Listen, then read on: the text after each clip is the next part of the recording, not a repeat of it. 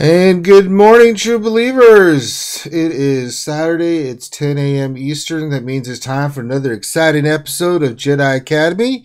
What is Jedi Academy? That's where we bring all the best and the brightest, and then, well, I shouldn't say that because there's me and Finn and some of the others, and we're not the best or the brightest. But we try to do the best we can for some of the other great gamers and YouTubers and yada yada yada from all over to basically come together to answer all your questions. Of course, this is the RSG channel, the Reality is Good Gamers channel, and this is what we do. It's Jedi Academy. So we've compiled some of our favoriteest people so we can start answering all your questions about the game you know and love, Star Wars Galaxy of Heroes. I, of course, am Ranger J 1999 from Team Instinct, and joining us today is a bunch of oldies but goodies to help us along this journey. Of course, monitoring the chat and scooping up your questions is Dr. Finn Medicine Woman, the Troll Extraordinaire. He is monitoring. So if you have a question, make sure you put it in the form of a question, right? Either say question before your statement or put it in the form of a question, because sometimes people put statements in the chat, and we're kind of like,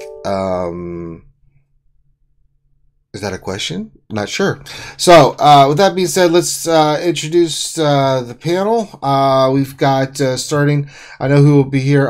Warrior should be here. He's handling some work stuff, so if he can get in here. Is he here? Oh, who's that? Yeah, what's up, man? Oh, okay, you're back. Okay, all right. So, Warrior from Team Instinct is here. Hey, what's up, man? Not much. How you doing, man? Well, drinking coffee, living the dream. It's Saturday. It's 10 a.m. Oh God, too early, man. I'm just excited. My Astros won the World Series. I'm still celebration. It's been a good Oh, week. I didn't know you bought that team. That's cool, man. Congratulations on being a multi-billionaire.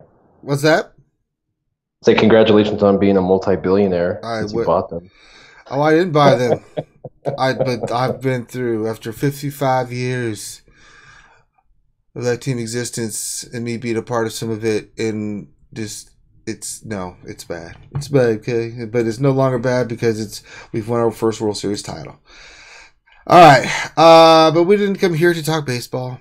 We are here to talk about answering all your questions, and also joining us. Let me see, make sure I got everybody. I know Sir Loki, the lightsaber builder extraordinaire, is here. Correct. Yes, I'm here. I know you're like a warrior. You guys are on the mountain and West Coast time zones, so you're probably zombies right now. I am, but I'm good. It's actually I was out late last night. I was drinking. I was licking my wounds from the Dodgers, but it's it's all good, man. It's okay. So your Dodgers had a great year. So nothing to be.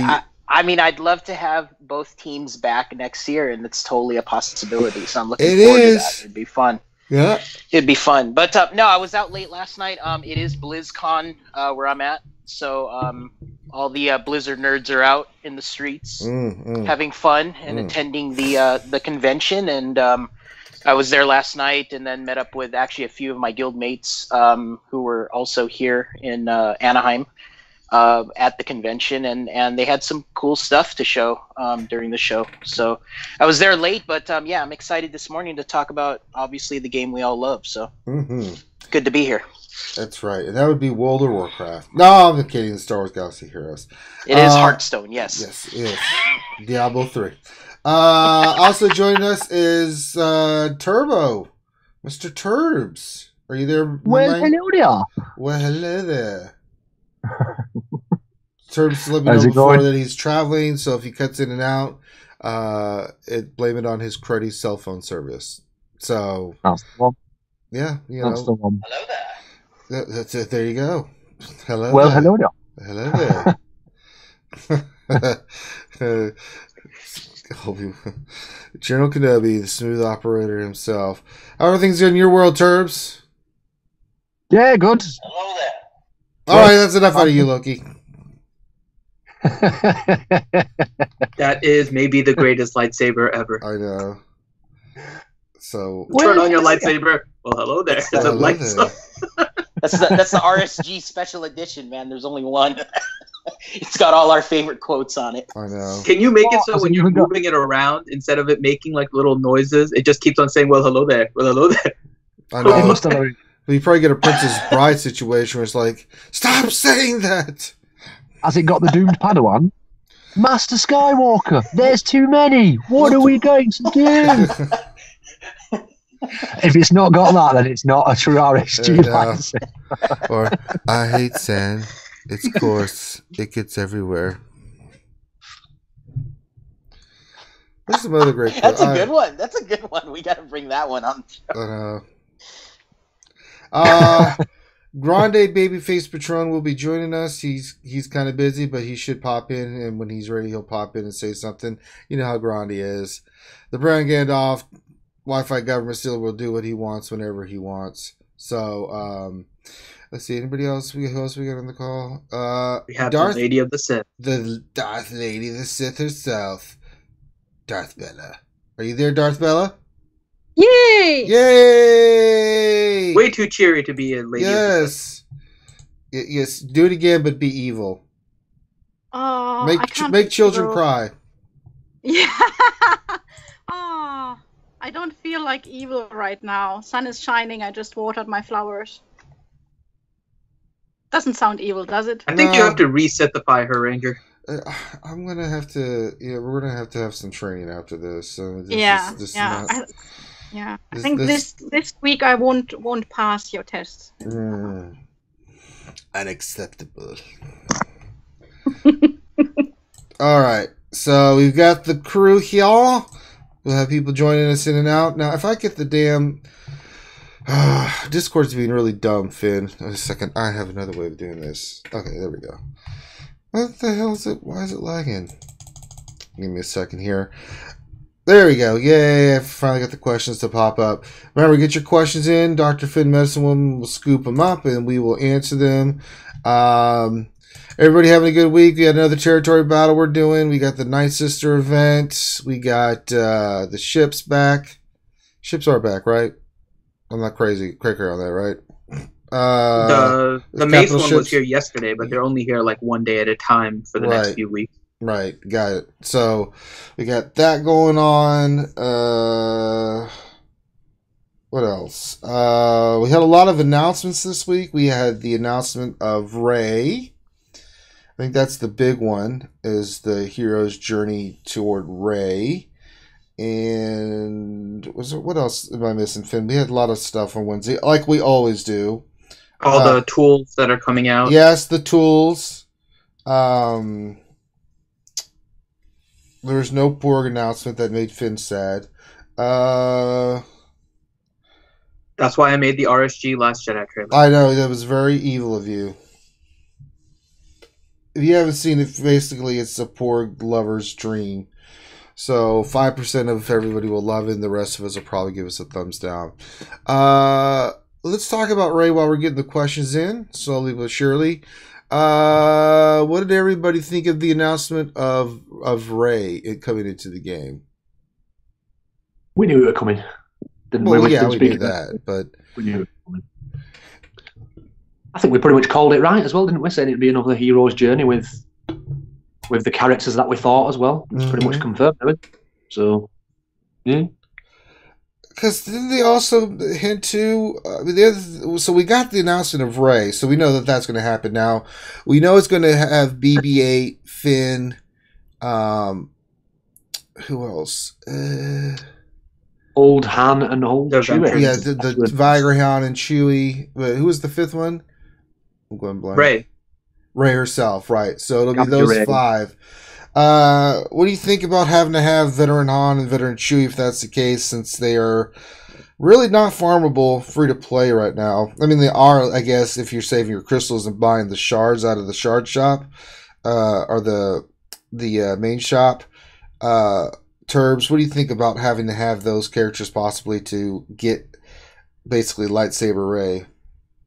It's a little bit naughty, but they do it every time. It's nothing out of the norm now, is it? No. They do it to try and push the characters through and get you buying things. But that's what I'm doing, to be honest. I'm just buying 8 shards a day with my fleet and my arena winnings just to get ahead of the curve. They will be farmable soon. I know. I'm getting ready. I'm starting that part too. I was working on doing Phoenix gearing and stuff. So I was doing that. With my.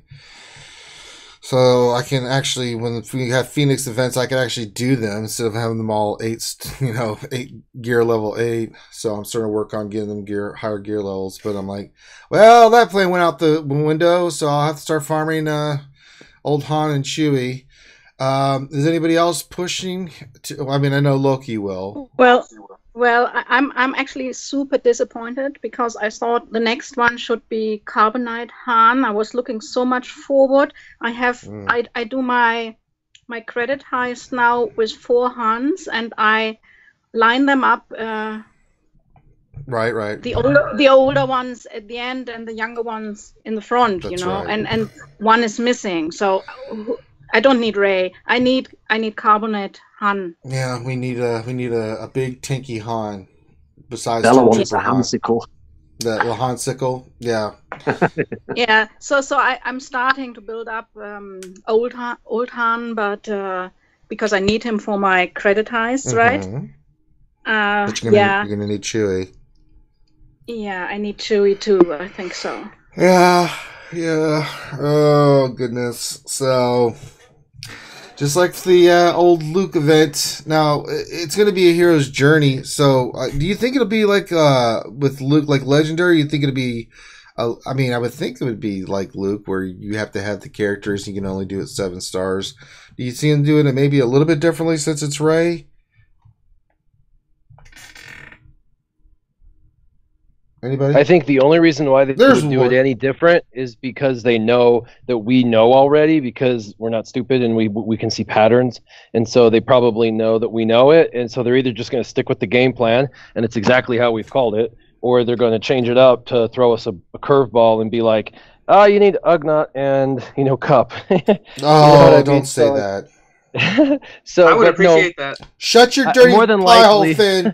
More than likely, though, they're going to require characters that are newly farmable. The whole point, and they're genius, they really are. The whole point is to get character development to characters you don't have, both for the use of finding that character and getting that character, and then also for the character collected. So they wouldn't rework the old Rey. It doesn't make sense. They're going to bring out a new Rey, of course, and they've announced that. They're not going to let you use what's in your current inventory, maybe some, but BB-8's brand new. He's only come out once, and a lot of people only got him to 5 stars or didn't even get him at all. So he'll definitely be needed, but they will do their whole, well, we brought out the event a second time before, so I'm sure you'll see BB-8's event again before you see Rey's journey, and so for that to happen, I'm sure Rey's journey is going to be into November or beginning of December. It'll be some time before the movie, and then you'll have to have the veterans. The only reason why I say that is because those are the only 2 characters that are not currently farmable that make sense. So you got to look into what's not available,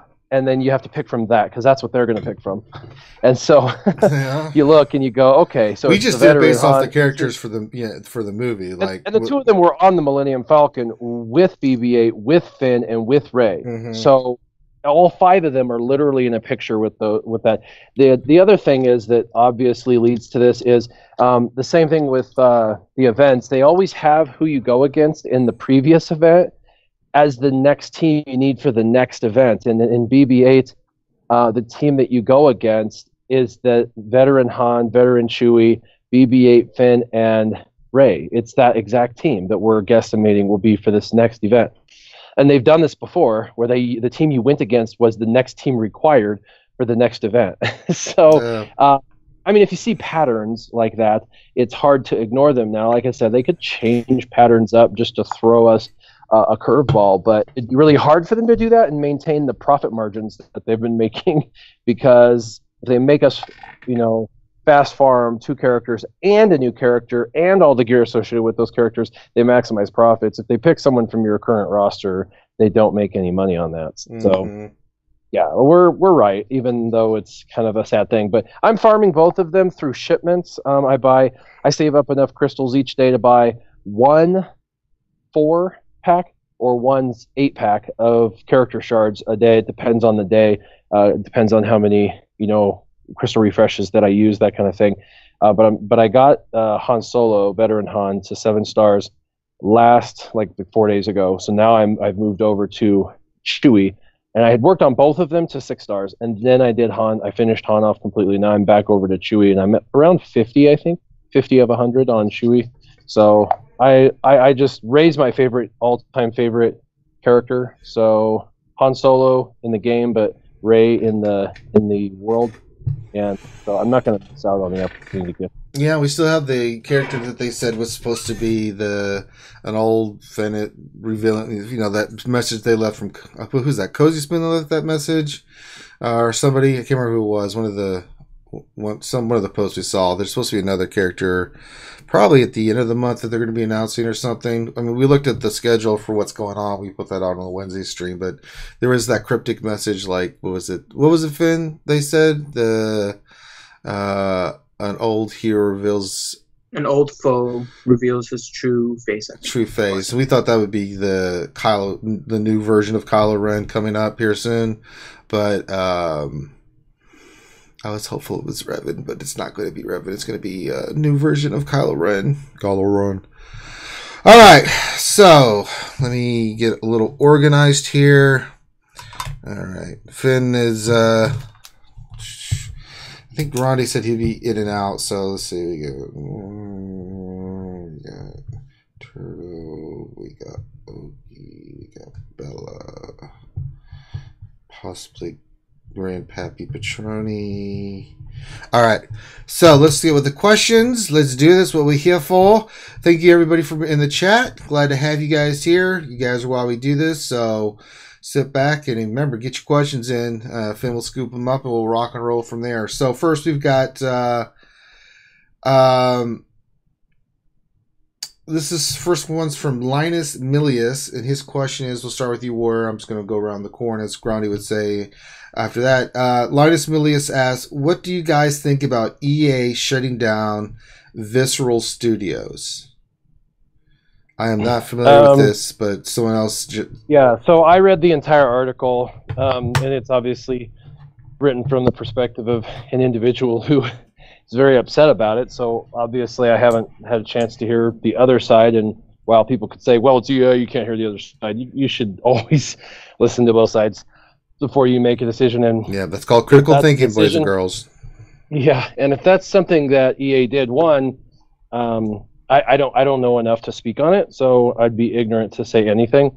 And two, everything in life's a business decision, and if Visceral Games is, a studio, an independent studio that was under the umbrella of EA, if EA shut them down, they can reopen back up under another parent company. They could go to Supercell or something like that. Yeah. But like I said, I'm speaking out of complete ignorance on this topic, which is why I don't really feel comfortable saying anything, because I don't know. That's true. Anybody else? I'm not familiar with who Visceral Studios are, so if anybody has more knowledge on this question, because I'm not in the loop of gaming news or anything like that. Who is Visceral Studios? I mean, what games do they put out? So in Redwood Shores in California, I've been there. I've actually been to all of the different sub-studios within the EA home office, and Visceral was on, I believe, the 3rd floor. They may have been on the 2nd floor. I can't remember. We did a tour, and I got to meet a lot of the individuals from all the different studios. And so EA houses a lot of the talent there on site, but not all. Like, for example, Capital Games is in Sacramento. They are north, and they're in their own studio. And so everybody has their own thing. But anyway, Visceral Studios has done a number of pretty cool games under the EA header. And and I mean, they're a decent. I mean, I think they've made some pretty cool games and stuff, but they're under the EA umbrella, and they were actually living inside EA's house. It's like you and me living together as roommates, and you and I no longer getting along, and I own the house and you rent, so I say get out. And I sue for punitive damages. And yeah, it's fine. You do what you need to do. But I'm just saying that's the best analogy I can give you. I can't say whether it was right or wrong. I can just tell you that's kind of basically they disconnected, and they're inside of EA's home office. So if they're not going to do business anymore, it doesn't make any sense to keep them open in their building, if that makes sense. Yeah.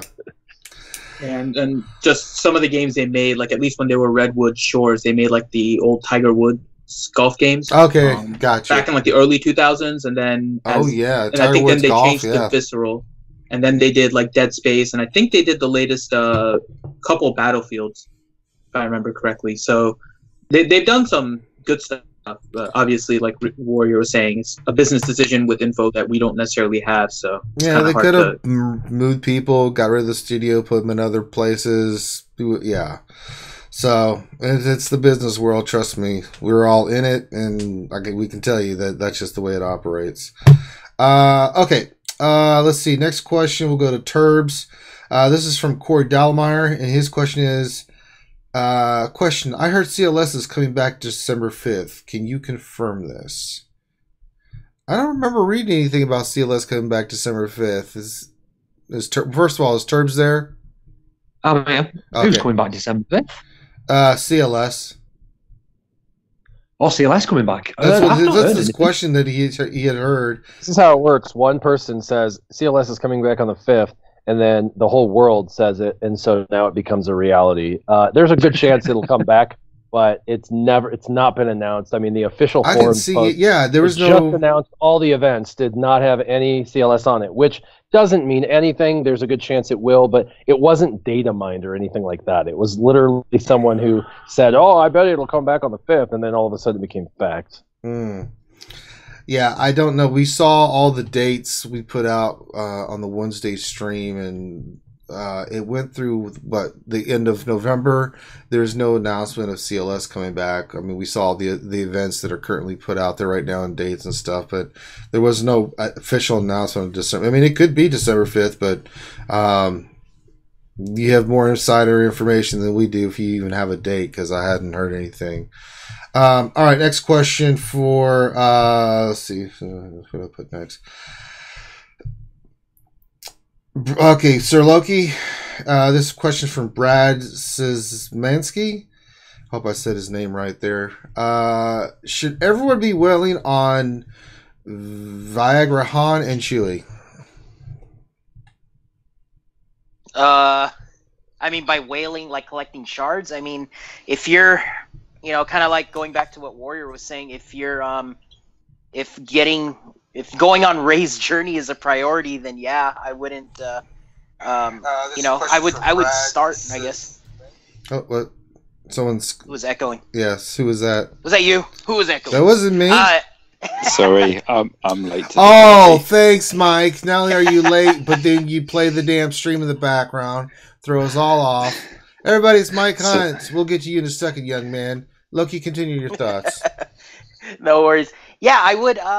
You know, if you have the other pieces ready to go, and you only need those two left, you need veteran Chewie, veteran Han. I would go for it. You know, they've been very generous with the daily crystals now. If you can get top in ship arena and top in the regular tune arena, then yeah, I would set aside some crystals and start doing it.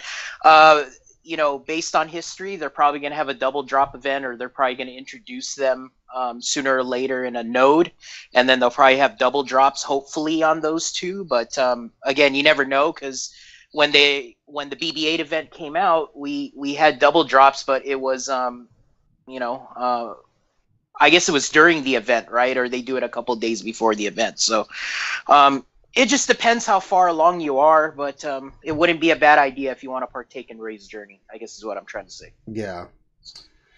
All right. That voice you heard is Mike. Mike, what's going on, buddy? Hiya. Sorry, this hour change has caught me out. Mm-hmm. I'm sitting there thinking, that was an early call. And then it dawned on me. Plus also the notifications popped up. Yeah, I've been having fun. Has the new Acolyte Zombie squad been discussed yet? No. Don't you mention it. Don't you dare. Because would you like to mention it, Mr. Mike? It's I saw it from and apologies if I'm pronouncing the name wrong, Kakasha from SPO. That's who I saw post it. He's saying that it's not his, but he was part of the theorizing about it. So it's an interesting galactic war squad because it has 0 Zetas, and you have Newt Gunray as your lead, and he adds 55% critical chance to all stealthed tunes. I think he had something else as well. Oh, and turn meter gain. And basically, Acolyte then becomes perma-stealthed. And you have Zombie, who just gets killed countless times. And Acolyte goes through and wipes out the team. So basically, that'll be nerfed soon. Yeah. But I ran it on Wednesday was my birthday. And I actually won. Happy birthday. Thank you. I won against a golden Commander Luke squad. You know, Luke, sort of CLS, Thrawn. Han. Yeah, I just literally, it was like, you're done next. It was fabulous. Acolyte and Zombie. Okay. Let's see here. Question for everybody. What stars did you get last territory battle? I think we got 43 in my Team Instinct guild. What did you guys get? 43, 44? 44 for reloaded. Hopefully 45. Everybody was 44 at the very top. Nobody hit 45. Yeah. This last round. What about you, Loki? 41. 41, okay. What about you, Bella? What did we get? I think 43. Yeah, 43. 43. Then Finn, what did you get? What did RSG get? 37? 37. 37? 37, yeah. I think Grande is probably in that 43 range. So there you go, keyboard. There you go, question, answering your question. Next question is for Bella. Let's see here. I want to give you this one from keyboard. Question: if you were in charge of putting characters into the game, who would you add? Miss Bella. Who I would add. That's right. Don't say Porg. No. I think Mara Jade is quite an interesting character. Mm-hmm. That's right, a good dark character. And I don't want to say Revan like the 100th times. No, Mara Jade's a great tune to add. Are you kidding me? But, you know. Yeah. She has an evil and a good side, and yeah. You could do lots of journeys. That's right. The Luke, Mara Jade get married journey. And then there's a lot of good stuff there. In the books, that was a fascinating journey through all the books. So those who aren't familiar, Mara Jade was the hand of the Emperor. She was an assassin, and it's a lot of stuff, but basically her and Luke get married, they have a kid, she ends up dying by I won't say, just this, it's just really good stuff. But yeah, that's a really good one. I like that. Yeah. See, I would say Revan because, well, that's my boy. Finn would say Porg because he's a filthy human being. C-3PO. What would you want C-3PO in the game? To do what? To say to talk us to death? The only one from what? How many films? The only one that isn't in the game. It's just, you know. I guess. Would people recognise him with that armor? Okay, the door's open now, isn't it? Because it is. Hermit Yoda does nothing. Yeah, BB-8 and is really just a support character primarily. Hermit Yoda is solely a support character. Now that they've introduced these, like, you know, basic just support characters, it's totally wide open. And yeah, I agree. C-3PO is definitely coming into the game. Just probably not for another 4 to 6 months. But are they going to give Red Arm? I'm not going to say what Loki calls it. Or the original Goldenrod version of C-3PO. They need to have They need to have Bespin Chewie with C-3PO on his back. Oh, that would be great. So you got a 2-in-1, attacker and a taunter. He'll actually be a legendary event. I'm positive of it, and he'll make the Ewoks viable because he'll be the thing that brings the Ewoks Golden to the God. You know what they need to do is they need to have a bunch of flash events where you collect his pieces, and then you got to reassemble him. Or you go all the way back and you get C-3PO with no skin, from episode 1. Oh yeah. And you build him. What do you mean? It's like this 2-year character you got to build from scratch, right? Like that would be so funny. That would be awful. Oh God. See, there's some interesting stuff you do, but I mean, I guess he would definitely be support. I don't think we'd make him a tank. He's not an attacker. He only communicates in over 6 million forms of communication. Oh my God. All right, so let's move on to the next question. This is from Mirrodin. This question will go to you, Mike. Question. Kill order on a Night Sister team, assuming Mother Talzin, Asajj Ventress, Old Daka, Zombie, plus CLS, GK, Barris, pick one. The order they go, or the order that you take them out? Yeah. Which, I mean... The order you would kill them. The order that you'd kill them. You see, that with the Mother Talzin lead, they're not exactly dead.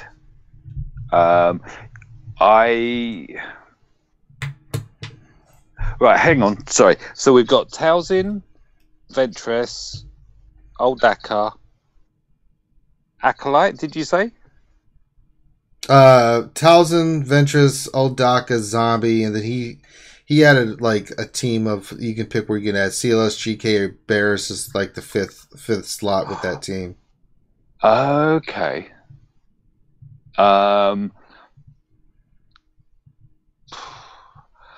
The non-Night Sister's not gonna assist with the undead attacks. So, if possible, if it's not Azaris, them first. I tend to try and get Old Daka out of the way, because at least then you get rid of her revive. She's just gonna stun you afterwards. Mm-hmm. Basically, everyone except Zombie. Although you're going to be focused a lot on Zombie just because of Zombie's taunts. It's going to prove an interesting setup to fight. Unfortunately, it looks like a lot of chases are going to be coming back. What I haven't tested is, do they dispel whatever you put on them? I was just wondering whether if you put days on them, when they return, they have days, but then they wouldn't return. Yeah, okay, I'm openly speculating there. Yeah, non-Night Sister, just to get rid of that counter. Well, they won't counter, but you know what I mean? They're out of the game, and then Old Daka and down. That would be the way I would try to do it. Okay. Stupid Windows update. God dang it. Alright. Did Grande ever come back? Then we will skip Grande Pappy Patron. And that'll put us all the way back to the top here to Warrior. This is for question. Let's see. This next question is from Mirrodin. This will go to Warrior. Question.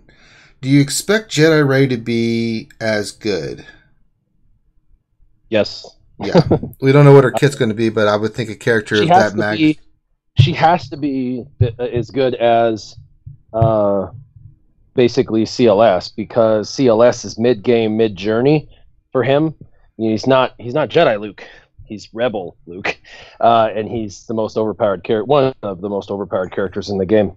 And so she is, mid-journey. She's doing her little lightsaber switcheroo like he did halfway through, and she's arguably going to be more powerful than he was, as far as Legends and what's possibly going to come out. in this movie. So because of that, I would say she coming into the game will probably be a 7-star unlock. It'll probably be the characters we suggested, and she'll probably be equally, if not better, equally as good as CLS. Now, CLS is game-breaking in the sense that he is almost pretty much, by most standards for top 20 teams, one of the top, 2 best leaders in the game. So that's pretty amazing. That makes him really, really good. He's a top 3 character. You can put him on pretty much any team, lead or not, and he's going to be one of your top 5 tunes in the game for a very long time. I think she'll be the same way. So yeah, I would definitely get her if you think you have a chance at it. Yeah. If not, let me just speak on that. If not, I mean, this is a journey. I mean, we talk about Rey's journey and blah, blah, blah. I think everybody who plays the game just instantly assumes that every event that comes out there is supposed to be somehow prepared for, and that they have the rights to that character. And if they can't get it, it's the EA's fault or Capital Games' fault. And I just want to preface, hell no. When I started in the game, and I've said this many times, I didn't get Yoda. It took me months. It took me like 6 months of playing before the event came back and I had my characters. And I had to farm Jedi for 6 friggin' months that I didn't want just so I could get a character I wanted. I had to wait forever grinding out to get, General Kenobi, for 4 months. And I was in a really great team that's been able to access him since day one. I mean, when it came to Emperor Palpatine, first time I went through, I didn't unlock him. I got it to like 3 or 4 stars, and I wasn't able to unlock him. I had to go and wait until 6 months later, because back then they called them ultra rare legendary events, and so it took 6 months for the event to come back. And so the event would come, you'd suck it, and then you would have to wait 6 months. But at least it was a goal then, right? And so you'd have a goal and you'd set it, and you weren't mad. You'd just farm what you needed, and then when it came around the next time, you'd have it. Well, they're dropping these events like 3 and 4 a month now, and they're coming back like every other month. So but by the 6 month mark, guaranteed you've got this character, because you've had 3 to 4 whacks at this thing event. And so I just, for anybody who's like, oh, I want Jedi Rey and I'm pissed I can't get her on the first round, so what? Honestly, I'm sorry, but just farm the characters when they become farmable and do your best. And if you get her to 3 stars and not unlocked, then so be it. When she comes back, which will probably be in 3 or 4 months, then unlock her the rest of the way, and they'll have been farmable for that whole time, and you'll be able to get them. There's some sort of weird premise of a lot of the players, or at least the more vocal ones on Reddit and on the Facebook page and stuff, that feel like somehow every single event that comes out, they're entitled to a 7-star character.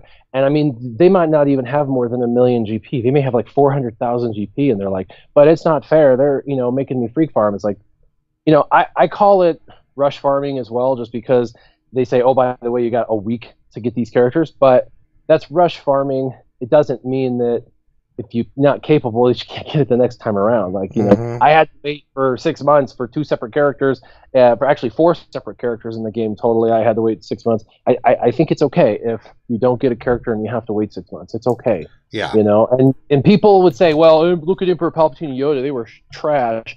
CLS is amazing. Not back then. Not back then. Emperor Palpatine was running the show. I had to avoid him like the plague. I couldn't beat teams with him because he was so anti-rebel. And back then it was Biggs and Wedge. That was like what we used, in that June through December of last year. And so anyone with an Emperor Palpatine in June or whenever it was, totally was the dominant force in Arena. And everyone who's played back then knows that. So it is just like not having a CLS. I know what it's like to not have an AKA CLS. I knew what it was like to not have the Palpatine, have to avoid all of them and get to the top 10 and have to try and get creative and figure out how in the heck am I going to overcome this stupid character until I can unlock this character myself. And that's kind of the challenge and kind of the fun of it, about it. I'm just at a point of development now that pretty much every character that comes in, I'm able to unlock at 7 stars, but I'm also in game. So, and that happens the more. I have friends that are free to play for 2 years, and the only 2 that they're worried about is, the vets. That's it. And they're going to start buying them out of shipments with their winnings. And they are hoping they can get them to 5 stars, her to 5 stars this round. And then when she comes back, they're hoping to finish her off and be able to unlock her at 7 stars. So, yeah. All right. And Keyboard had a question kind of associated with that. She said, do we know Jedi Ray's KITT? We do not know Jedi's Ray KITT. They have not put that out yet. So nobody knows what her abilities or anything are to be yet, Keyboard. So I'll follow up with that. And on that, they will give us the ability kit first, and then we'll be able to analyze it and then do a video on it. Yeah. We'll bring it and talk about it. And they haven't even heard from the studio. Like, they haven't gotten confirmation yet from, Star Wars as to what exactly she's going to do, because what happens is it gives away too much of the movie. And they're so compartmentalized. They're afraid of any kind of leak on the movie that the studio will literally get information like a couple of weeks before the kit's finalized. It's crazy. So probably 6 weeks before she comes into the game, they'll have the kit finalized. So it's just nuts how tight the schedule is for them even getting information. And then they got to build a character around the information they have with like super fast, which is crazy. Absolutely. All right. Let's see here. Real quick before we move on, we got a message from Cobra. It says, my mom was taken to the hospital early this morning. Can we give her some good thoughts? He says he got about 5 or 6 hours from back home to see what's up. Absolutely, Comb. So I hope everything's going good with your mom. I don't know what's going on, but I think everybody will keep her in their prayers and thoughts, and hopefully everything's good to go, man. So we'll shout out your mom without a problem. Hope she's feeling better. Hope everything's good. So we'll keep track of that for everybody, because Comb's been around for a while and he's a big supporter of the channel. We really appreciate all his support. So it's the least we could do to mention that. All right, next question for Turbo. This is from B. Morfett. Question: what are your best guesses for where Veteran Han and Veteran Chewie land when they get farmable? I'm hoping they're going to be easy farms in, say, one of the shops where we've not had a new Galactic War character for ages, have we? A long time. I'm hoping it's going to be something easy like the Galactic War shop, but you can pretty much, I wouldn't say guarantee, but I'm betting they're going to be a hard-known farm. Yeah. Like the double drops. I can't see them being an easy farm. They gotta make their money, man. They're going to make one of them easy, one of them hard, because they're a pair. So that way they can say, well, we give easy access. They did the same with Chirrut and Base kind of thing, didn't they? One was harder than the other, but yeah, I agree. One will be easier than the other. I'm trying to think which way around, because I've been wondering whether to split. Instead of buying them from shipments, I've been wondering whether to kind of split and kind of take them up the stars together, or whether to maybe concentrate on more than one than the other, and hope the one that I pick not to start up so much is one of the easy farms. But I'm wondering which is would they consider the best. I don't know. I reckon Han will be the harder farm, to be honest. That's just my guess. I know, it's a guess at this point. We have no idea. All right. Let's see. Next question. Next question is from Codoc, and this is for Loki. He says, I ignored Night Sisters. Don't really care about New Rey unless Sia less powerful. But what do you guys think about Inferno Squad? Yum yum. How to unlock and when? So do we think with the Battlefront game coming out, they're going to have some new characters introduced into canon, mainly from the Inferno Squad and stuff. Maybe other characters we don't know yet. But do you think that they'll bring them in? And do you think when, Sir Loki? I would love them to bring another sub-faction of Empire. I think we're going to need it for dark side territory battles. There's a lot of merchandise already for the new squad. I mean, they got the toys and all that stuff available in the stores, so I don't see why they wouldn't do it. And I'm hoping the timing is before dark side territory battle. So who knows? I mean, maybe after Battlefront gets released officially, and after we're done with maybe Rey's journey and write I think the movie characters are going to come first because obviously the movie's coming out December 15th, and maybe shortly after, maybe they give us something during Christmas. I mean, I don't know, but definitely, but it would definitely help. I'm not saying they're going to give it to us for Christmas, but I mean Christmas timing, right? But I'm hoping that they do it, or they do something with the dark side to give us more factions and more synergies and more teams that we can assemble for the dark side territory battles that are coming up. Okay. All right. Next question is from Keyboard, and this is going to Darth Bella. And she has a question. Should she Zeta Barris or Ezra Bridger? Who do you think out of those two should she use her next Zeta on, Miss Bella?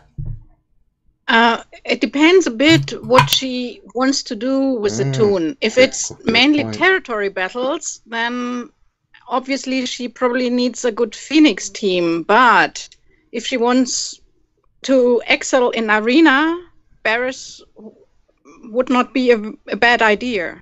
Yeah, it's a tough thing. So, yeah, I mean, Ezra is really great, but Barris, I mean, if you fight Barris teams in arena, it takes long to fight them. So people don't like to pick them normally if they are easier teams. So Barris is not bad. No, not bad at all. All right. So, but if you need a little bit more expoundation on that keyboard, let us know what you're trying to accomplish. If it's just to put a Zeta on, I don't even know. Do you think Ezra would be the best one on Phoenix to use, or probably Hera's lead, right? If you're going to use it for Phoenix Squad to do a Zeta for that team, or am I wrong on that? I like doesn't have a Zeta. Say that. Hera's lead doesn't have a Zeta. They're all uniques. They're all uniques except Chopper, who got none. He got an Omega. And unfortunately, 4 of them are really good. Sabine's is amazing. Zeb's is amazing. Ezra's is amazing. I mean, those are 3 that I wouldn't hesitate to do if that was a team I was like all in on. Doesn't Kanan's keep them all alive though? I like Kanan. I mean, all of them are good, but I mean, the amount of damage. I mean, Zeb, who's a tank that has all the best debuffs in the game, can now hit for 60k. So it's like, are you serious? He's now the heaviest damage dealer, even over Ezra.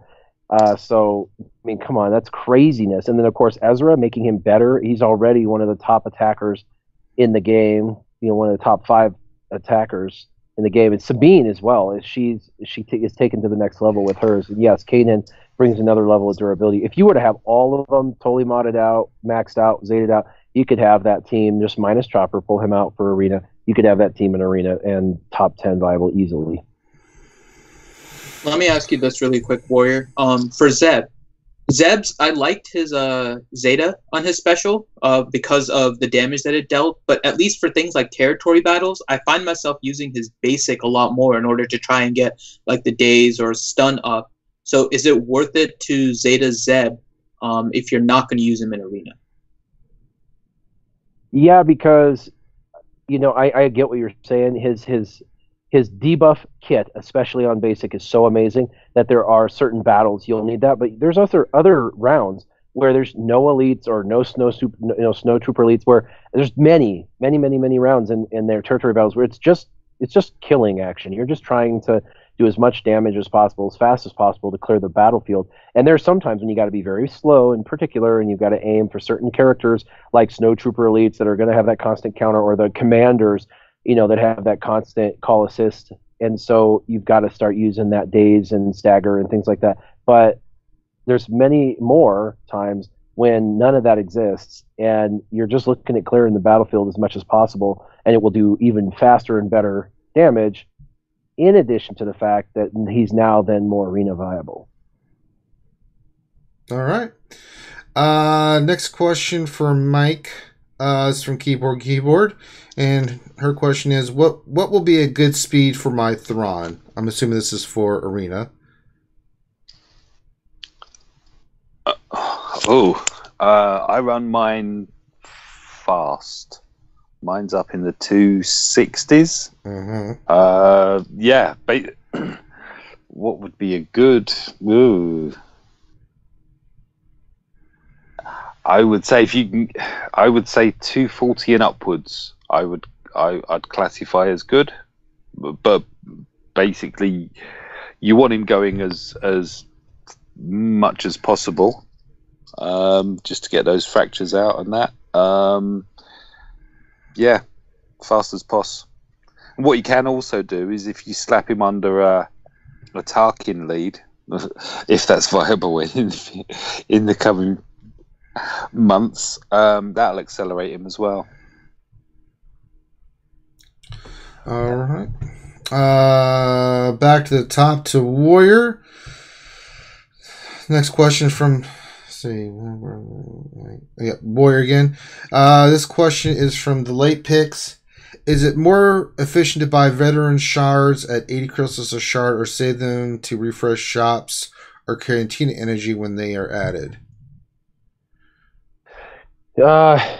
I don't think that it's a time thing. It's the problem. It's not about value per se, because I mean it's not a very good value to get them at 80 crystals a shard. That's terrible value, but I mean that's a premium character shard cost. That's just what it costs, and the game always has.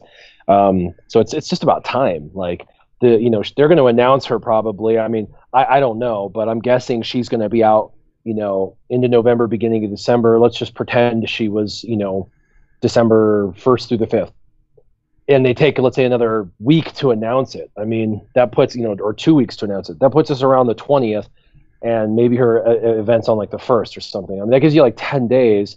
And so what are you going to do in 10 days? You're going to get a character from, no lock, unlock 3-star, 2-star, 4-star, whatever, to maybe 5.5 stars. If you're lucky, 6 stars. There's no way to get it higher without spending money on packs. And I'm sure they'll drop the $12.99 packs where you get the average of 8.1 shards per drop, in there. But that's an even worse value. Because that's like horrific value comparatively to the 80 per crystals. That's a guarantee, and it's way cheaper.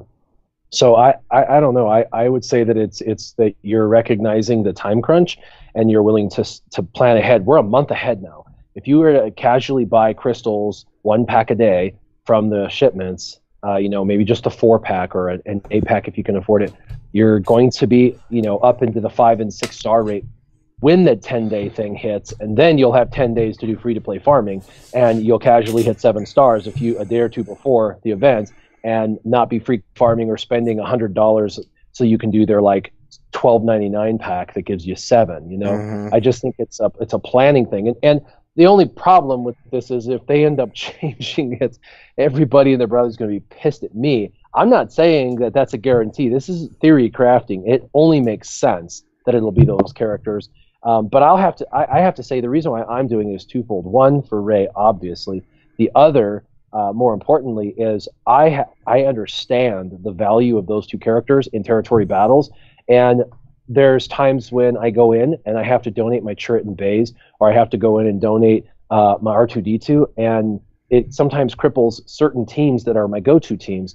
And so I'm trying to expand out, and like CHS is amazing. He's absolutely amazing for territory battles. Okay in arena, he's pretty decent in arena. I've even showcased a team with him in it with the Night Sisters. But same thing with these other 2 guys, the vets. Nobody's really used them much in arena. They've got a little bit of viability in arena, and in the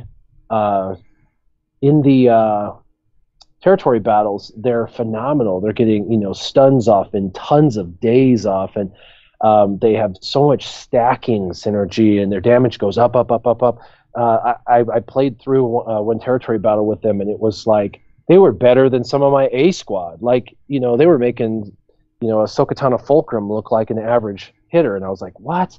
So I see a value in them in the long haul for other aspects of the game. And so I'm investing in them to, gear 11, 7-star, level 7 abilities, just because I'm doing that with as many characters that I feel like I can actually use in the game. There you go. All right, next question for Turbo. This is from Jedi Goonie _262. Question: Why is CG so hard on player base with events like Ray, with SNE tunes like Vets, possibly 2-year paywalls like Talzin, to just name a few things? It's like they go out of their way to make it as difficult as possible. Somebody said something in the background.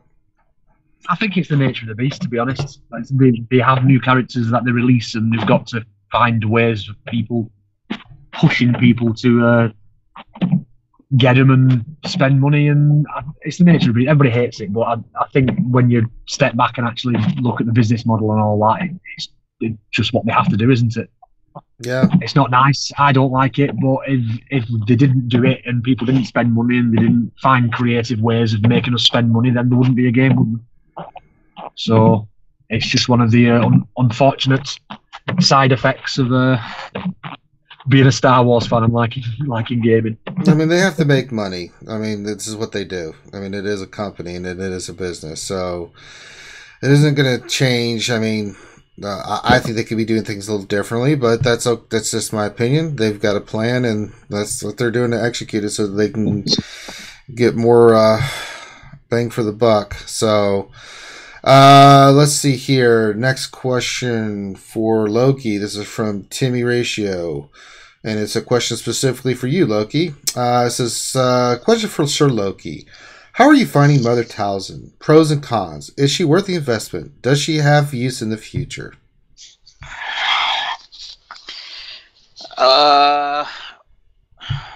Okay, so in my, like, I really want her to be good in Arena. I don't think she's there yet with the pieces. I think she's going to need more. I think there's going to have to be like more tunes that can go through, that can do damage through protection, and that's what I'm hoping for with some of the new tunes coming out, some of the new Empire or Dark Side, that they could go through protection. One of the things I don't like about her is her plague. Is not irresistible. I really think it needs to be irresistible, and I really think it needs to be like semi-permanent and not, it either disappears after another opposing tune gets full health, or it disappears after 3 turns if she doesn't do her basic on whatever. But she's good in kind of like a niche team. I think she works best in a hybrid team right now for Arena. So meaning you just pair her with the existing meta and you substitute like her for a Nihilus or she slides into that spot of the Thrawn or the Nihilus, at least on my shard. That's what I've been playing around her with. Is she worth the investment right now? You're gonna need her for Dark Side territory battle, and the reason I say this is because I really think the Night Sisters are gonna have their own node, kind of like how the Phoenix and Rogue One have their own nodes. So I think in terms of an investment, you're going to have an easier time with Dark Side territory battles if you got her and the rest of the Night Sisters ready to go right there. I mean, there's a lot of videos on YouTube right now. People are using her at 5-star, Gear 11. She's viable, and you can play around with her in Arena, and you can play around with her in Galactic War. But I was hoping she was going to be a little more, along the lines of like Thrawn or something, where her plague would be irresistible. So that was kind of like my hopes when she was coming out. But you can make a lot of fun squads around her. I mean, Mike mentioned one. It didn't have Mother Talzin in it, but I mean, Mother Talzin lead with like Zombie and Acolyte and stuff like that. It's a really fun team. It's different if you want to be different in Arena, but right now I don't see it being like top meta, based on what we have now. I mean, she's not a CLS. She's probably in the running, maybe along the same lines as a Nihilus type character, but I think one step lower than Nihilus. Nihilus is still really good. So those are my thoughts right now. Okay. Let's see. Miss Bella. Well, if I can get the damn Discord to pop back up. Jeez. Alright, this is a question for you, Bella. With the hero's journey for Rey, do you think they will introduce a new Kylo Ren as a legendary or journey event that will need the full Resistance team? Wait, with the journey? Yeah, with the hero's journey for Rey, they announced that. Yeah. Do you think they'll introduce a new Kylo one as well as a legendary journey event that will need the full Resistance team? I'm not sure if we get a new Kylo, but I think First Order will be important because that's what the new movie is about, right? Oh yes. So an old enemy. I mean, who in this squad is wearing a mask? It's Kylo and Phasma. Yeah. They did. Wasn't there some kind of thing where they said Phasma might get a face reveal this movie? I'd heard that rumor. So maybe they throw us off completely and it's Phasma. And we have the new book, Phasma. I'm just reading it. No spoilers. I'm just halfway through. What do you think of it so far? It's great. It's different from some other books, but because it tells a lot about the early days of Phasma. But so far I find it really interesting. It's different than many of the other books. Very nice. So Darth Vader so far is giving Phasma 2 thumbs up. All right. Yeah. There we go. Let's see. Next question for Mike. This is from Corey Dalmeyer. Question: what gear level does Ulban have to be in the CLS event since he dies?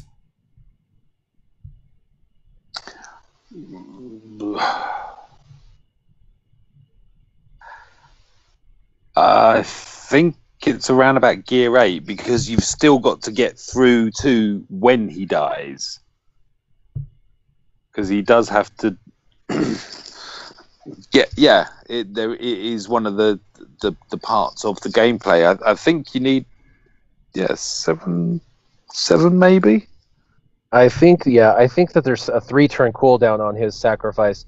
I'm pretty sure it was 3-turn cooldowns, which means he's got to survive basically 3 hits from Darth Vader, and Darth Vader hits hard in that particular one. So yeah, I'd say at least gear 7, but maybe gear 6. I'm pretty sure though gear 7 to survive those 3 hits. Okay. All right. Back to the top with Warrior. This is from Kagero. And his question is: I got my Zeta Fin lately, and I'm having trouble bringing their potency to the 60% threshold. How should I address this?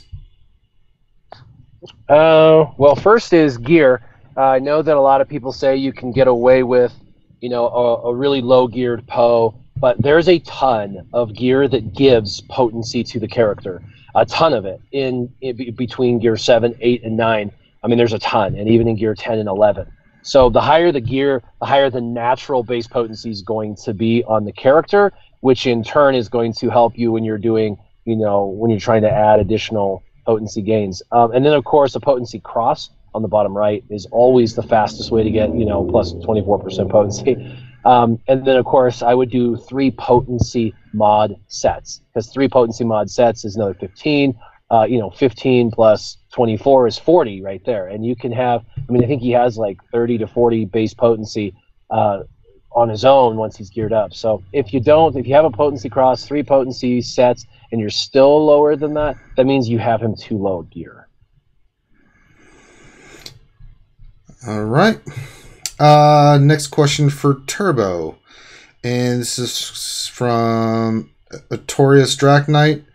Is it really worth building my ships for the Crystal Rewards? I find ships so boring. I'm honestly fine with my slow Zetas gains because it takes months to build a team around it. What do you think about that? I find ships they're a bit boring, but again, 400 crystals is 400 crystals, so it's definitely worth it if you can pitch to the top. In my opinion, it depends how much you've got to climb, though, I suppose. If you really hate ships at the minute, then I'm assuming your ships are in a bit of a sorry state. But if you've been playing the game long enough, I'm sure you've got the regular ship characters that you can quite easily get to the top if you put the time in and just do a couple of refreshes. I've got quite a competitive chart, and I finish first most days, and even I have to do usually at least one refresh a day. So if you don't mind putting the time in, then it's definitely worth it. And if you've got Thrawn, even better. But if you've got Tarkin and you've got the Empire ships like the TIE fighters, and you've got the Scimitar, and you've got Fives, then you can quite easily take first if you put the time. Yeah, you do need the ships, man. I mean, yeah, you can farm them slowly and get in there. It's just takes a little patience and stuff, especially with your. You have a certain amount of Zetas. It's just something you have to kind of play around with and stuff. All right. Next question is for Loki. This is from DB. And his question: did they say the Rey is a legendary for the next event? I don't think they announced that it's going to be legendary. We talked about that on the Wednesday stream, but I mean, am I missing something there, Loki? I don't know if she's going to be legendary. They just said that she was coming. We kind of speculated on how it was going to be. I mean, they kind of hinted at it with how they said, Commander Luke in the first paragraph was such a success, blah, blah, blah. We assume that it's going to be legendary. It might not be. Maybe they do something different. What do you think? I think it's going to be identical to the Luke event. It's the reason why they call it a hero's journey. Warrior touched on it earlier in the stream. I think it's going to be a 7-star unlock.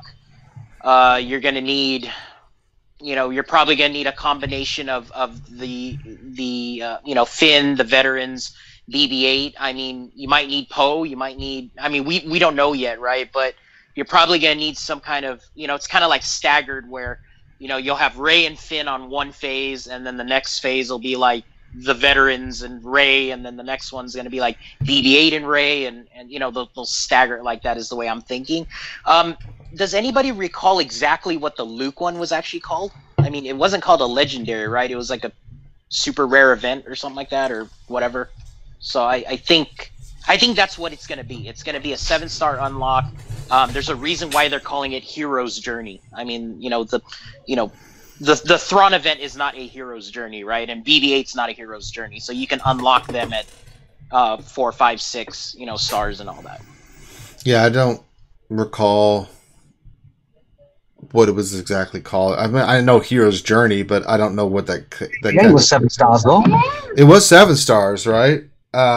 But I don't remember what it was classification. I think it was just called Hero's Journey, actually. Yeah, I don't think it was just called Hero's Journey, a super rare event. I remember it's saying like super rare event or something. I think that was in the description, but I think when you go to the main events page and it has that little text underneath the main thing, I think it just said like Hero's Journey or something like that. Yeah, so we have to assume Hero's Journeys going forward, or villains' journeys if you want to flip it to the dark side.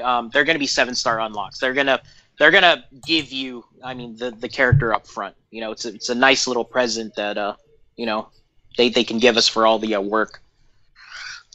And I just double checked, by the way. So like when you look at your event screen right now with everything like the capital letter text at the top and then just the regular text underneath. So it just said Luke Skywalker and then Hero's Journey underneath. Yes, I just looked it up. That's what it says. Earn Commander Luke Skywalker. There you go. See, our crack researchers have found it out for you folks. What's going on, Ranger? Well, look who it is. Charlie himself has showed up. I guess they gave you a little time out of your daily. I don't know. What do you do during the day in prison? I mean, you have to Twister with the inmates. Oh yeah. What do you do in jail? Make iPhone cases? Is that what you do? You make an iPhone 6 Plus cases still, or what? iPhone 6 Plus. Oh no! You guys are What's going on, partner? just working, man. Crazy work right now. Mm-hmm. Making all those millions and millions and millions of dollars. That's all right. That's Bareback horse riding, Grande? No? horseback riding. Oh yeah. Not today. Not today. I'm riding a 3-legged mule today. Let me tell you, it's a fun experience. Oh Lord! All right. Do you want to answer a question, Grandpappy Sure. Petroni? I will answer a question. All right. Since we got you here, this is from Daryl Carpenter 1, and he wants to know what lead tunes should be used to defeat the Luke Thrawn meta if you don't have CLS ready for Arena? If you don't have CLS, so I'm going to tell you, I actually saw there's a guy on my squad that's actually running, or that's on my leaderboard that's actually running Akbar lead.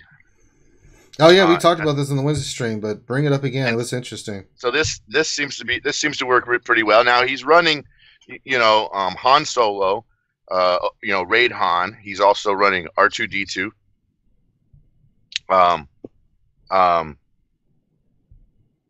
He's also running Wedge Biggs. So he's running Wedge Biggs. Sometimes he switches over to Chirrut and Baze. Under that, there's some interesting theory teams that you can run too, which would be like Zeta Jin with Cassian and Sabine and Chirrut and Baze. So there are some potential good teams there. I mean, if you're trying to not have Thrawn and not have CLS, and you could potentially run a Gen team. You could potentially run an Akbar team. Those are the two that kind of come to my mind first. You could also, if you want to just climb on offense, you could run a way overpowered resistance team. Now that's a team where you're going to have to be on for your payout hour, and you're going to have to, you're basically going to be, running up the leaderboard from rank 30 potentially, because that team's easily defeatable on defense, but on offense, given enough speed to Poe, you could easily make a resistance team work. There you go. All right, let's see here.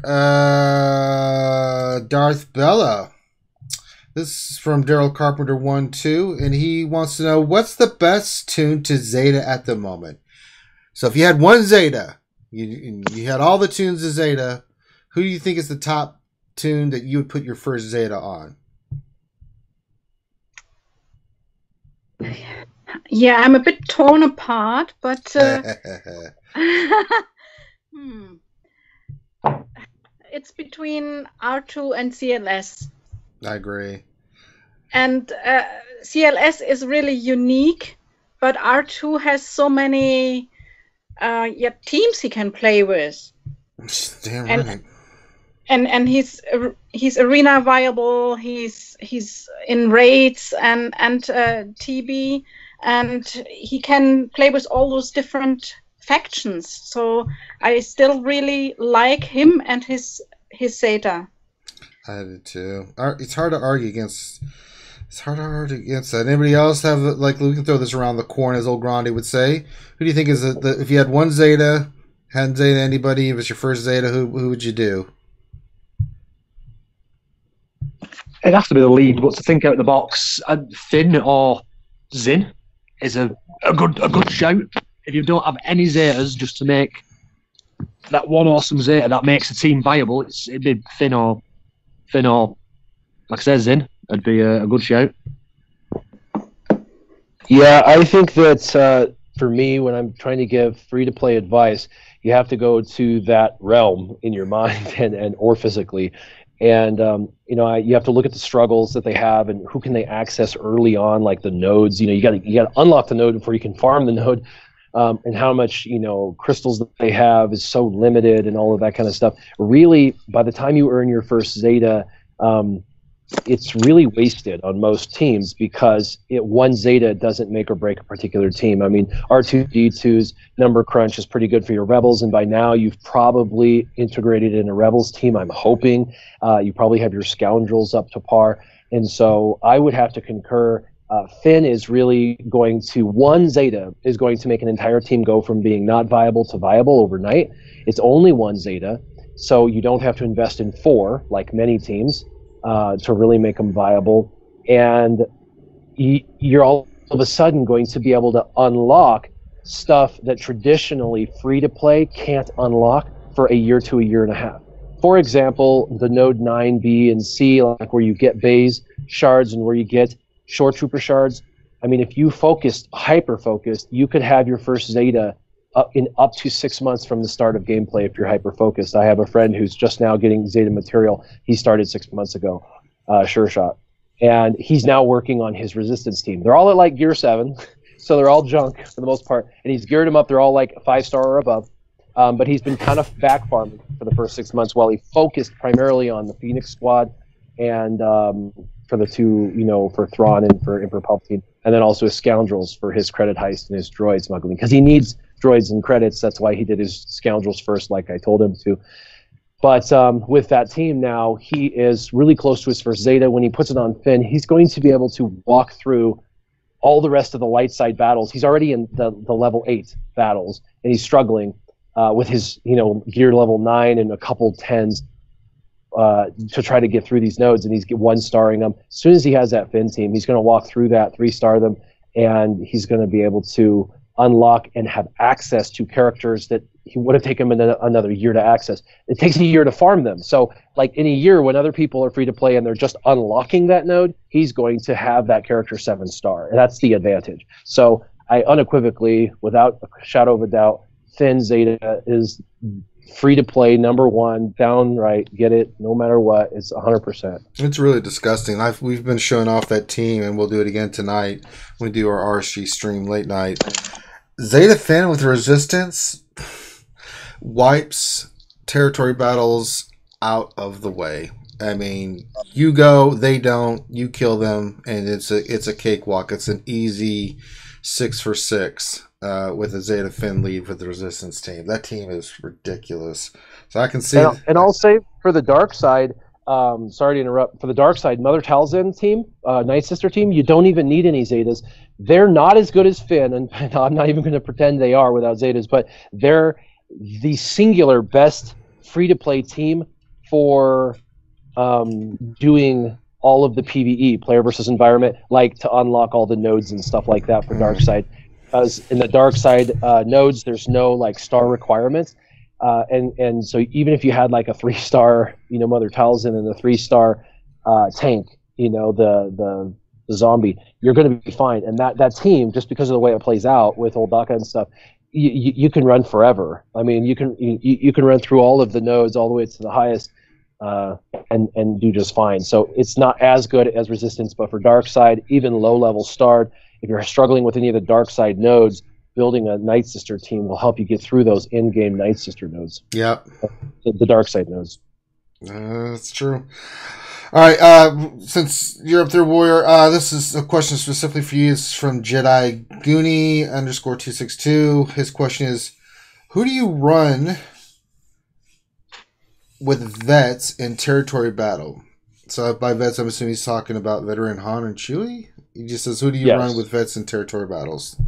Yeah, he heard me earlier say that I've ran them, and so he wanted to know probably the team composition. So, the team compositions most of the time I use are going to be like Rogue One, Phoenix Squad for Phoenix nodes, and then I have kind of a light side team that is more, composed of like, I normally use Ahsoka Tano and Fulcrum and Leia and Old Ben with like a General Kenobi lead, and then like another team is like a CLS lead with, Han Solo and maybe Ezra. And so that's kind of the damage, how I separate my damage. I put Leia with Ahsoka Tano Fulcrum, and I put Ezra with Han Solo. And one gets Luke, and the other one gets General Kenobi. Whoever has General Kenobi, a lot of times I'll throw Old Ben on the other team, so there's a good tank on either team. And so the veterans, a lot of times will go on whichever team, one or the other of those two compositions I just described, depending upon which team has 2 slots. And they work phenomenally well. They're both attackers, but they're both tanky as hell, and they both do a ton of stacking damage. And if you add CHS to the mix, he'll keep everybody alive. There we go. All right, next question's from Mikey. Question from DB. When facing meta teams like CLS, General Kenobi, R2, Han and Thrawn, and you have the same team, do you have your Han shoot first the other Han or R2 so he doesn't hide? And what kill order do you use? Ooh, good question. I can say I always shoot their R2 first. Yep, R2, stealth everybody, leaving GK up. Mm-hmm. Depending then whether Luke goes or Thrawn. If Thrawn goes, I'll pass the turn meter to Luke. And then use his I forget the name of it, the turn meter complete removal special. And I will target that onto Thrawn, because if that all comes off, then the next move is the GK all on one, and you just take their Thrawn out completely. Yeah, that's the ideal opener. Yeah. if you can do it. Yeah. That's if they don't get to go first and shoot your Han, and you're like, God dang it. Yep. But you still get around that. I hit Thrawn first. You always hit Thrawn first? I always with the stun, I stun Thrawn, yeah.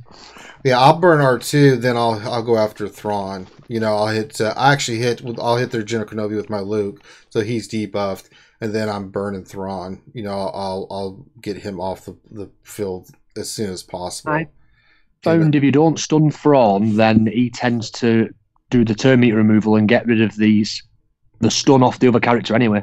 I think Thrawn's the most dangerous out there. Well, the reason I do that is because I want him to do that first, other than Shatter, or his Shatter ability, whatever it's called. I'm going blank today.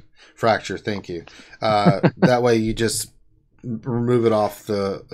I'd rather him do that first than him doing the fracture. So then I've got my fracture up and stuff, and then I can just rock and roll. But that's what I was saying there, Turbs. You stun R2, hide everyone. Thrawn passes the TM to Luke, and then Luke takes all of Thrawn's turn meter, and then you just wipe him out, and then he's out of the game. Yeah, I know what you mean. You're relying on your R2 being faster as well, aren't you? Yeah, but even if he's not, I mean, if you target their R2 first, and then you've already stunned him. Yeah, and then so Thrawn has to do his thing, but he's not fracturing. Then you've got all your stuff, and then it gives you a lot more flexibility. I mean, there's not. I'm not saying this. There's more than one way to do it. You can win both, but I think it takes more time if you don't stun R2. Yeah, he's a little pain in the ass, is what he is. Yeah, I don't know. I think what we can both agree on is if your hand has been before their hand is you don't need to stun them. Yeah, don't mess with Han. Just kill. Thrawn's the piece you got to get off there. You gotta. I mean, because Thrawn is the one that will make your life miserable if you don't get him off there. So. There's a couple of different ways. Kind of play around with it, see what works best for you. I mean, it's always situational. You never know who's going to go first with their Han. You know, you can have all the speed in the world, but it's a coin flip. And if, say, they shoot your Han, then you've got to adapt and change your strategy to like, okay, well, that happened. So, but if you do enough arena, you'll see how to approach it and take out the different teams and different scenarios and stuff. That just comes from playing and experience. With the GK Zaris, same thing applies. Stun the R2 and at that time target the Nihilus. Yes, and that can work as well. Mm-hmm. Get him off the field, then it's just a matter of wearing him down and getting the rest of the tunes off there. I'm getting used to the Zaris squads now. I'm down to about 2 minutes now against Zaris squads. Yeah, it takes me a couple minutes to get them down. They're a pain in the ass. Sometimes it takes maybe I'll hit the 3-minute mark. Because it's like, damn RNG. my new Acolyte zombie timed out against the GK Zaris. Those are the only Acolyte and zombie were left, but timed out. You can, All right, let's see here. I think we're getting to some. Oh, these are some fun questions. So we can just kind of go around the corn here. Cyber Shark says, I heard they fixed Han's ears. I'm assuming he means veteran Han. Crazy brought this up. Crazy excuses. She's like, have you seen his ears? They're so old man ears big. I'm looking at veteran Han right now. He still looks like he has giganticus old man ears. I haven't heard about them doing a... fix old man Hans, veteran Hans ears. So I'll leave that for you to. If you know more than us, then let us know, Cyber. We'll get a charity kitty going so we can have them pinned back. I know. You know, I mean, we'll pay for the art. Yeah, I mean, I am looking at it. He just has some big ass ears, especially when it looks like he's faithful. It looks so off. He does look like a bit like a trophy. He does. Oh no! Oh no! Oh my god! Let's see here. Fun questions. See. Oh, we have some flower questions for Darth Bella. So people want to know about your flower collection there, Miss Bella. And Jonathan Jones wants to know, are they evil flowers? Being that you are a dark sider. Yes, but you have to understand it's a balance, like everything is a balance. So I've got evil and non-evil flowers. It's like dark side and light side. It's the same with my flowers. What constitutes an evil flower? It's strong with the Force. I mean, if you look, there's flowers eating insects. They digest meat, so to say. I don't have them. That is a good shout. I would consider a Venus flytrap an evil plant. I stand corrected. There you go. And then there's those plants that try to get rid of other plants. For example, philodendron put some toxin into the soil, so the other plants die. So I don't have them either, but I have some weed in a gardener sense, not what you think now. But they get rid of my poor little sunflowers. So these couldn't grow. So that's evil flowers as well. Damn evil flowers. I like them. All right. Same as it's PG-13. I won't say you know your S. I'll say you know your soil, Bella. Yes. Well, we mess around with Darth Bella when it comes to the old plant life. And I've got chilies too, but they are good flowers, not evil flowers. That's right. All right, let me see here. Oh, more flower. Couple more flower questions. Be More Fit wants to know: do you pull out the flowers with force pull, Miss Bella? Yes, force pull. Of course, I do that. I don't know how you do, but how I do it. Yeah. And then Bad Rongo wants to know: do all Darth's masters have flower gardens, Miss Bella? I don't know. I don't. I am very evil. I can say that I don't. So we have to say no. Not all of them. No, only some. No. Just some. I mean, sorry to disappoint, but I just don't have the old. I don't have the old green thumb, Miss Bella. Oh. It's just not in my nature. All right, and then some. Jesus, I swear our fans are ridiculous.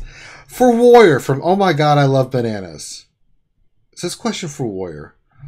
What's the highest amount of bananas you think you can eat in one day? And what's the most that you actually have? Oh my, bananas. Oh my God, I love bananas. Yeah, I love Oh My God, bananas. Awesome. Better be a banana farmer or something like that if he's asking all these banana questions from me, because I totally support like local farms. But I think the most bananas that I could eat in one day and not have like a potassium overload would probably be 3. But I think the most I've ever really ate in my life in one day was 2. I had 2 one day. So that's it. That's all I could do. It's all that Warrior could handle. He could only handle his 2 bananas. I learned it by watching you. All right, let's see. God. Keyboard has a question for everybody. This is kind of fun. Do any of you guys like fireworks? I mean, who doesn't like fireworks? I like fireworks.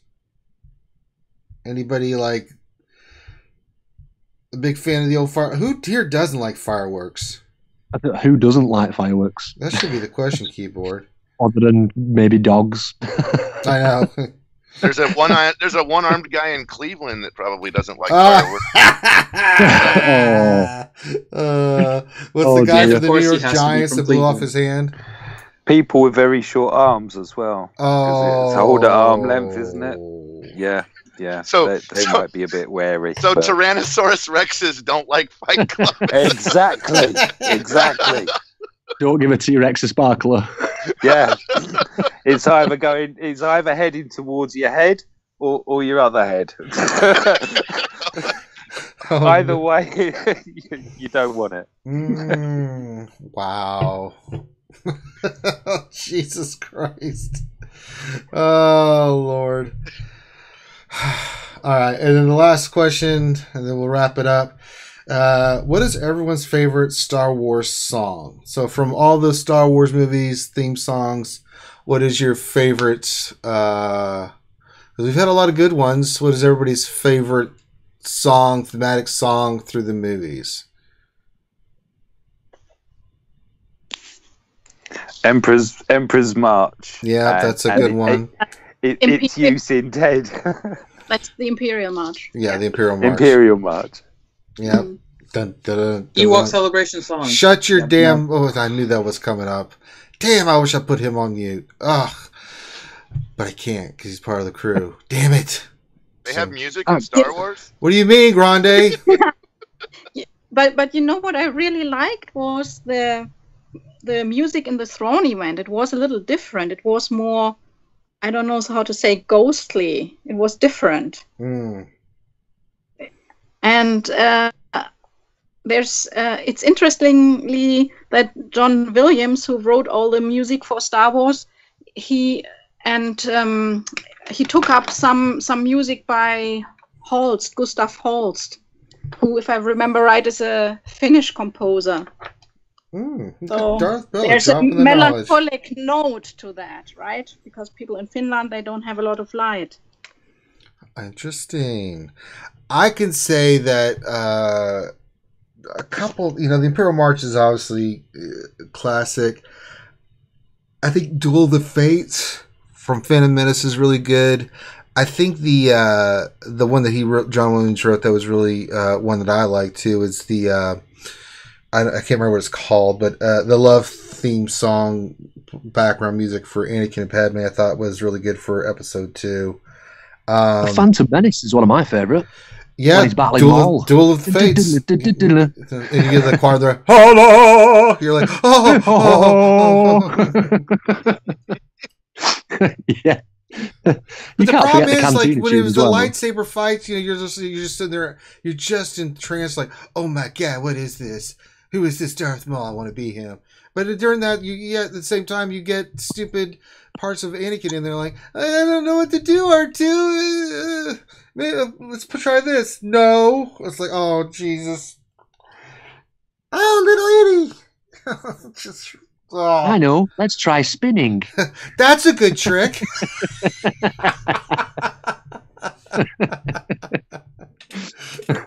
Oh, no. Now, this is pod racing. No, it's flying a ship in battle with droids.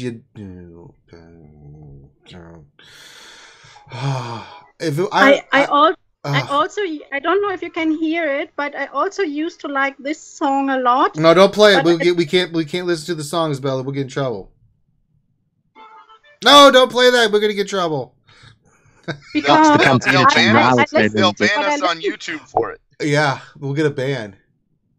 Yeah, that's the Cantina tune. Oh yeah, the Cantina tune. That's right. Oh yeah, and I really like that song. Just they can't ban me.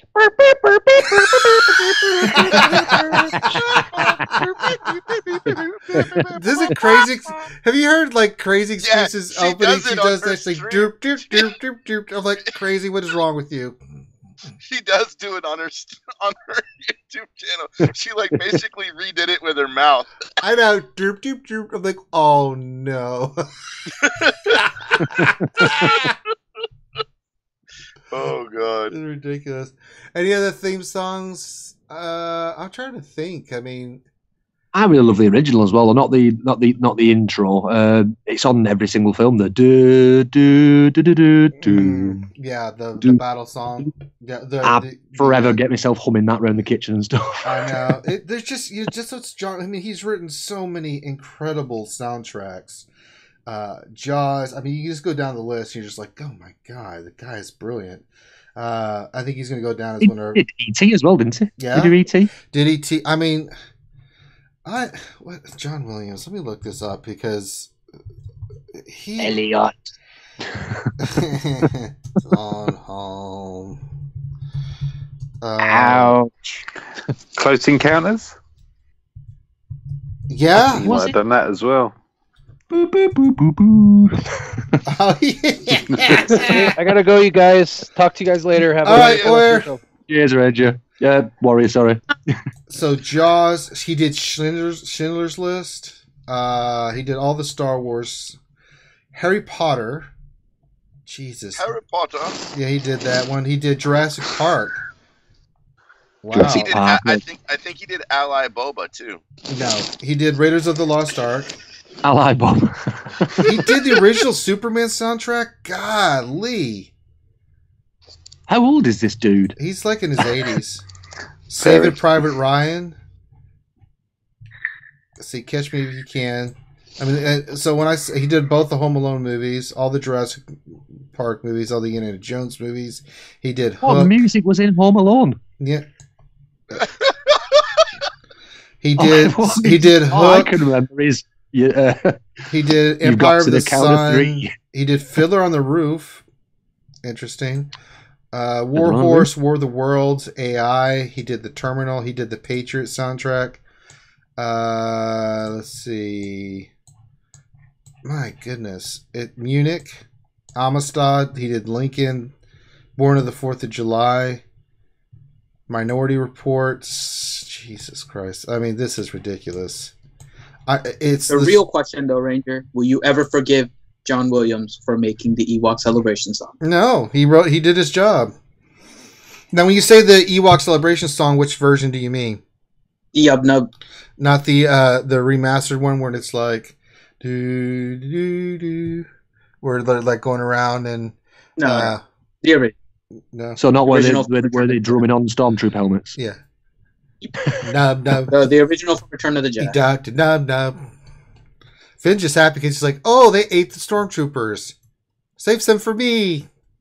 And almost ate Luke and gained Jedi powers. I know. It's like, C-3PO, say you use your magic. Eat them midichlorians. Yeah. God. You're talking like a cannibal. If I eat them, I'll eat their power. No comment. No. That's how we ended up with zombie Jedi Ewoks, right? I mean, jeez. I mean, we're going to have our own version of the Walking Dead. That are also spirits. Yeah, we'll have Walking Dead version of Ewoks. Finn will be is that plural for zombies? Zombi? Zambonama? No, it's Zamboni. Oh Lord, that's not what that is. Oh Lord. Yeah, Zamboni is plural for multiple zombies. Zamboni. No, it's not. Don't go around saying that, folks. And this was a paid announcement for more money into U.S. education system. That you see, you know. Isn't zombies the plural of zombie? Yes, that's grande. Oh, picky. Oh, sorry. No, you're right. You know, your education comes forward, Mike, and grande's. Like, well, don't forget, we wrote the dictionary. It is the English dictionary. So that's right. All right, I think that's all the questions. So let's go around the corn. We'll let everybody pimp their stuff. Of course, Warrior had to go, so I'll pimp his stuff for him. He's got his channel, Warrior Presents. Check him out there. He's from Team Instinct. He puts out a lot of great content and videos. He's part of the Game Changers. He's got a lot of great stuff.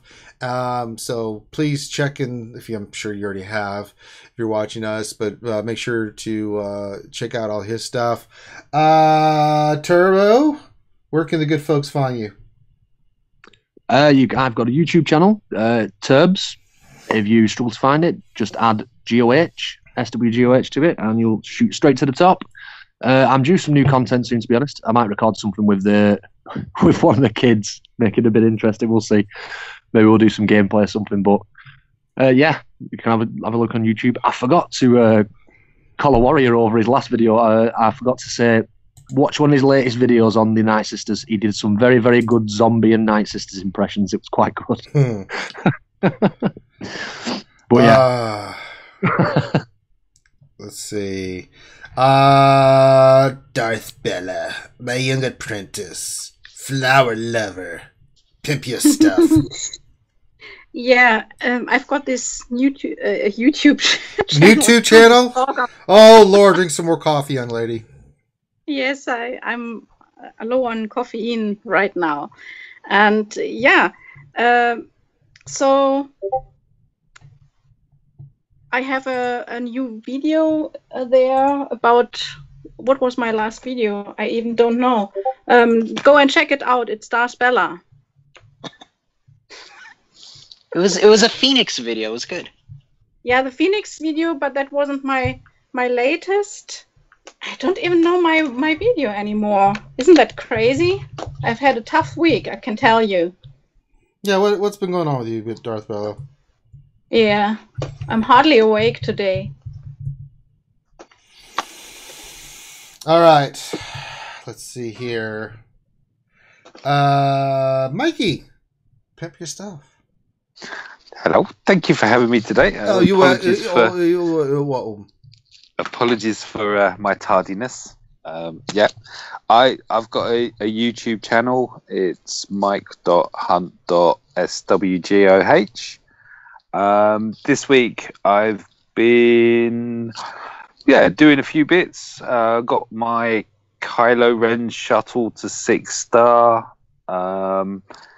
I've got an interesting galactic war going on where I know I've mentioned it a few times during today, but just trying out the Newt lead against some of the I think I used the Newt lead against one golden CLS meta squad, and Newt died, so I used a Tarkin one in the next one.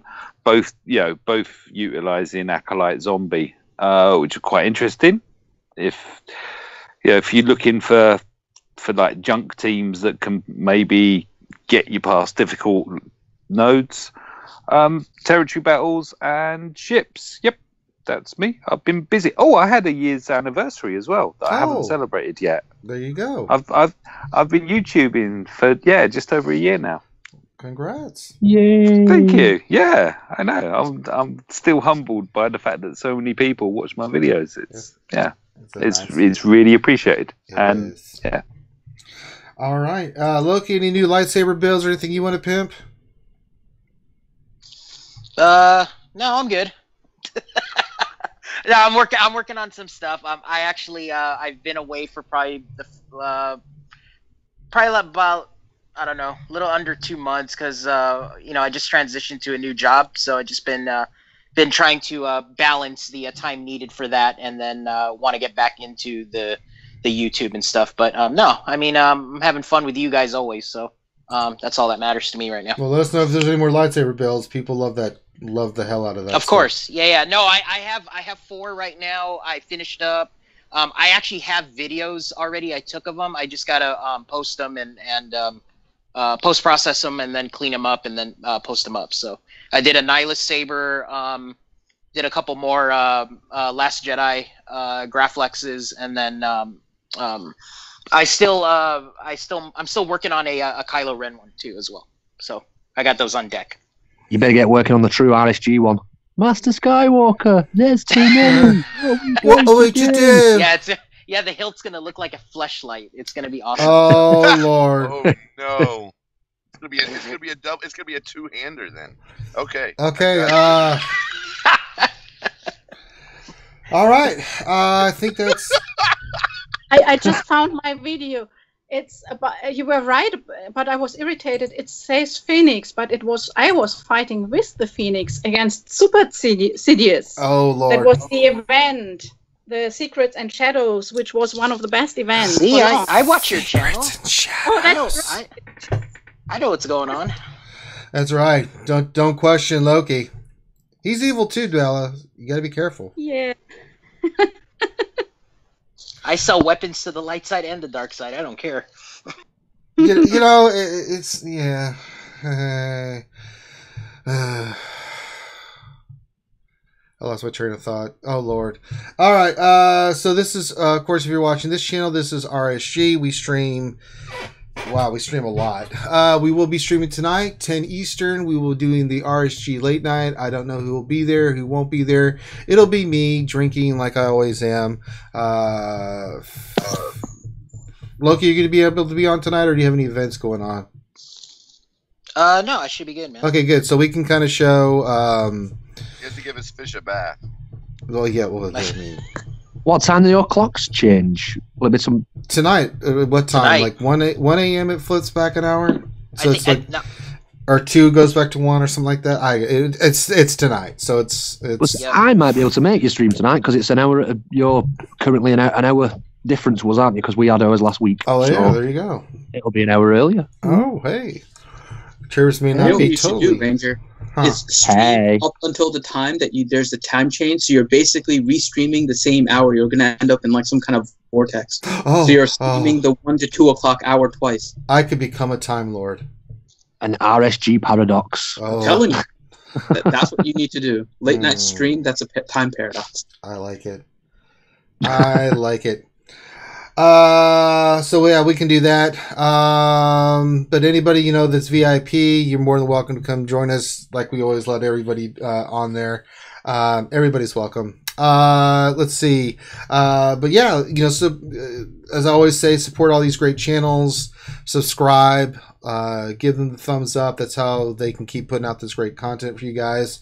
And same thing for us. So we'll be streaming tonight. Of course, you can check out, of course, if you're here, you know about Jedi Academy. And then, of course, Wednesdays at 8 Eastern is our weekly show where we have lots of people on. We have fun. We really break down all the news. They usually throw a ton of information out on us, and we kind of break it down, tell you what it all means and what we think about it. So look out for the Wednesday stream. And then come join us in the Discord. We have lots of great people in there that are there to help you with your Star Wars Galaxy of Heroes questions and stuff. Got a lot of fun, great people in there. Even though Grande is in there, it's still fun. And Finn, he doesn't troll there. He actually participates. Can't all be as good. No. So Grande, are you gonna be able to be on tonight? We'll see, man. I'm gonna work on it. So that's because that'll still be early for you, young man. I know. Poor Grande. Grande gets run around. He's got a house full of women, and it's just him. So he's like MJ. All women. I have there's one male. Oh, there's one male. Okay, so you got MJ beat by one. There's one male in that group. I was going to say I know that pain. Yeah. All right, so good luck to everybody with the territory battles today. I'm sure, like me, you will not get enough Rolo shards to unlock her 7-star this week. So frustrating. But thanks to everybody for being November here. The 7th. November the 7th. That's the day. I know. Y'all get enough. All right, y'all. Everyone be good. One more thing really quick. Oh. If you guys didn't see it, Credit Heist tomorrow. Sunday, November 5th, Credit Heist. Oh, on a Sunday. Interesting. Okay. So we got that out there. So come hang out with us tonight. We'll do territory battles. We'll do GW. We'll look at different teams. It'll be all for your viewing pleasure. And, of course, I'll be drinking. So that's always a fun time. So come hang out with us anytime you like. Thanks for being here. And we will check you guys out next time. Bye.